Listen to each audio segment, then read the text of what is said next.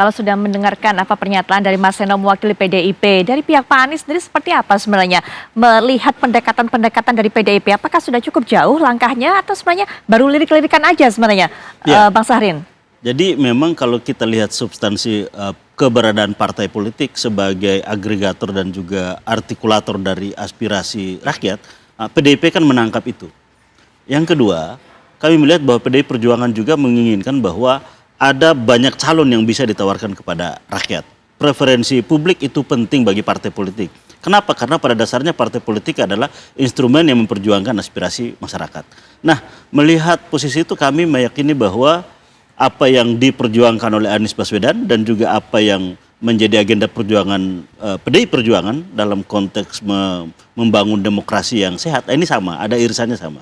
Nah memang selanjutnya dalam konteks pilkada, ini tentunya harus ada komunikasi antara pendukung Anies Baswedan dan juga dengan PDI Perjuangan. Karena kita tahu bahwa memang PDI Perjuangan belum menyatakan dukungan secara resmi terhadap Anies Baswedan. Tapi bahwa 3 partai lainnya telah melakukan dukungan terhadap Anies Baswedan secara resmi. Nah untuk itu maka tentunya karena tidak ada satu partai pun yang bisa mengajukan secara sendiri, maka tentunya dibutuhkan partai yang lain. Nah inilah yang saat ini tentunya terbangun komunikasi politik, masih cukup hari untuk sampai kepada kesepakatan untuk menyodorkan satu pasangan calon. Baik, Mas Umam, karena kabarnya ini PKS, PKB begitu digoyang oleh Kim dan mungkin masuk dalam koalisi Kim plus begitu, sehingga kemudian ada kabar lainnya Anies Baswedan harus hanya bisa berharap kepada PDI Perjuangan. Tapi Mas Umam bagaimana melihatnya? Ya, tentu ini menjadi cukup light, karena kalau misalnya kemudian per hari ini memang ada dinamika di dalam internal koalisi perubahan, 3 partai mulai Nasdem, PKB dan juga PKS. Kalau kemudian ada satu partai dari koalisi perubahan yang bisa Mas Anies pegang sebagai bagian dari kekuatan yang bisa menyiapkan koalisi bersama PDIP, itu akan menjadi sebuah modal politik yang cukup memadai. Terutama ya, misalnya PKB, kalau misalnya kemudian bisa dipegang oleh Mas Anies. Kalau misalnya kemudian PKB bersama dengan PDIP praktis bisa melampaui 20% threshold. Dan kalau misalnya kemudian itu bisa tercipta, maka kemudian Mas Anies sendiri berpotensi kemudian bisa menggait basis pemilih loyal dari PKS. Karena basis pemilih loyal PKS dan Mas Anies di Jakarta itu mengalami overlap, relatif sama. Ya basisnya di Jakarta Timur, kemudian Jakarta Selatan, Jakarta Pusat. Nah kalau misal kemudian Mas Anies maju tanpa PKS misalnya, tetapi di backup oleh 2 partai seperti PKB dan juga PDIP, maka potensi split tiket voting dari PKS berpotensi terbuka terjadi di PKS itu sendiri. Nah, kalau misal kemudian itu terjadi, potensi kemenangannya akan jauh lebih terbuka. Tetapi yang menjadi concern adalah apakah ada partai di dalam koalisi perubahan yang siap dengan segala konsekuensi berhadapan-hadapan dengan Kim yang kemudian berani ngambil ijtihad politik untuk bersama dengan PDIP. Karena ini bukan sekedar koalisi, ini akan ada konsekuensi dari pilihan-pilihan politik.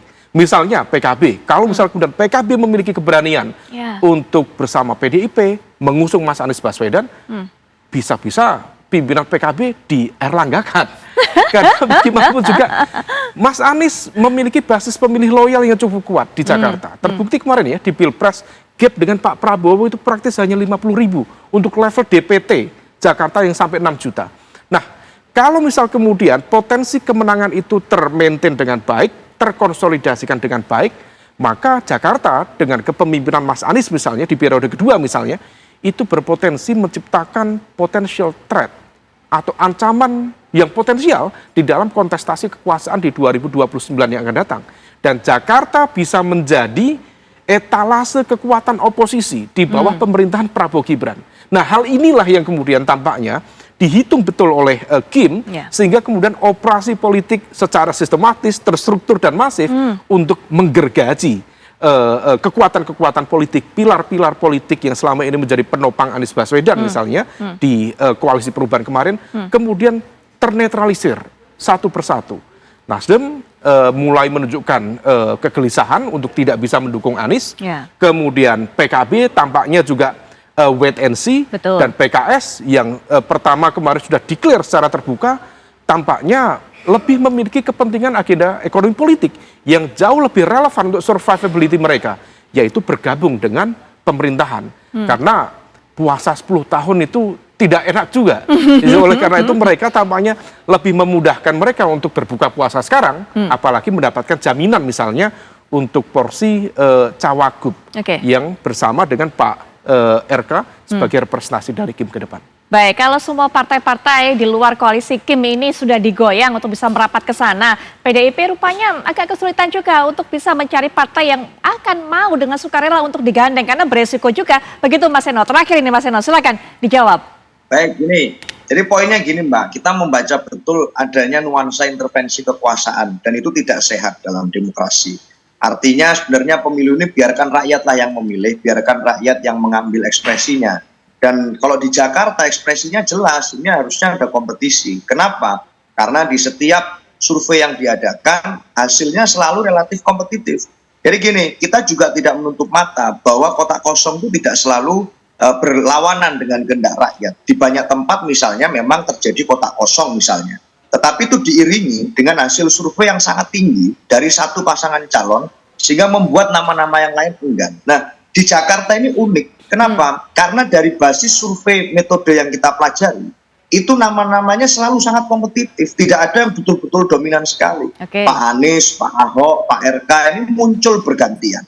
Sehingga kita membaca bahwa harusnya tidak ada satu alasan politik elektoral yang mendasari kenapa kok semua harus bergabung di dalam satu kekuatan. Oleh karena itu kami rasa kalau ini bukan intervensi kekuasaan, kita bingung motifnya apa. Gitu. Apakah hanya motif karena elektoral? Faktanya ini sangat kompetitif. Tidak ada motif lain di luar intervensi kekuasaan. Kita berharap cawe-cawe itu tidak terjadi. Dan kalau memang itu ada upaya ke sana, secara demokratis hari ini kami terus melakukan pendekatan komunikasi ke berbagai mitra strategis kami. Dan kami hari ini masih sangat optimis bahwa nanti di tanggal 29 kami akan memunculkan nama calon yang bisa mengubah peta politik dan kondisi existing politik di Pilkada Jakarta hari ini. Itu Mbak Putri, sebagaimana kultur di Pilkada DKI Jakarta sebelum-sebelumnya juga selalu memainkan berbagai strategi yang itu cenderung memiliki corak last minute management. Jadi kami melihat itu betul dan kami yakin bahwa kami akan mampu untuk memberikan opsi yang terbaik bagi masyarakat Jakarta nantinya. Mas Seno, terima kasih di tengah-tengah kegiatannya masih menyempatkan untuk memberikan pandangannya termasuk juga berbagi bocoran apa yang menjadi langkah PDIP selanjutnya. Sekali lagi terima kasih Pak Seno, selamat malam, selamat melanjutkan aktivitas. Nah, bicara mengenai soal intervensi, sentuhan-sentuhan yang mungkin ini bisa menjaga langkah Pak Anies Baswedan, nanti bisa Bang Sahrin bisa berikan pandangan setelah jeda, Mas Umam juga, kami sudah kembali saat lagi. Kita kembali lanjutkan perbincangan. Kalau Mas Seno tadi sebelum jeda sudah menyuarakan bahwa sepertinya ada intervensi-intervensi. Tapi kalau kita bicara dari apa yang disampaikan oleh Bang Sahrin masih yakin, Pak Anies yakin bahwa 3 partai tersebut masih akan mendukungnya, menyokongnya untuk maju dalam pilkada mendatang. Padahal kalau tadi Mas Umam katakan gara-gara intervensi-intervensi ini mungkin partai-partai yang mendukung Pak Anies bisa dierlanggakan nasibnya. Bagaimana kemudian Bang Sahrin? Ya. Satu hal bahwa kita tahu setiap partai memiliki mekanisme untuk membuat keputusan. Sehingga apa yang telah diputuskan oleh partai itu adalah sesuatu yang mewah, sangat berarti, bahkan sakral ya, keputusan partai. Sehingga kewibawaan partai juga kepada bagaimana dia mengamankan keputusan itu.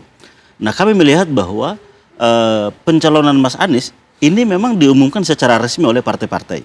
Bahkan itu telah menyerap aspirasi dari bawah. Misalnya contoh PKS, bahwa aspirasi dari DPW DKI dan juga melalui proses uji publik misalnya dan merekord aspirasi dari warga masyarakat sehingga menyimpulkan bahwa ya PKS mendukung Anies Baswedan.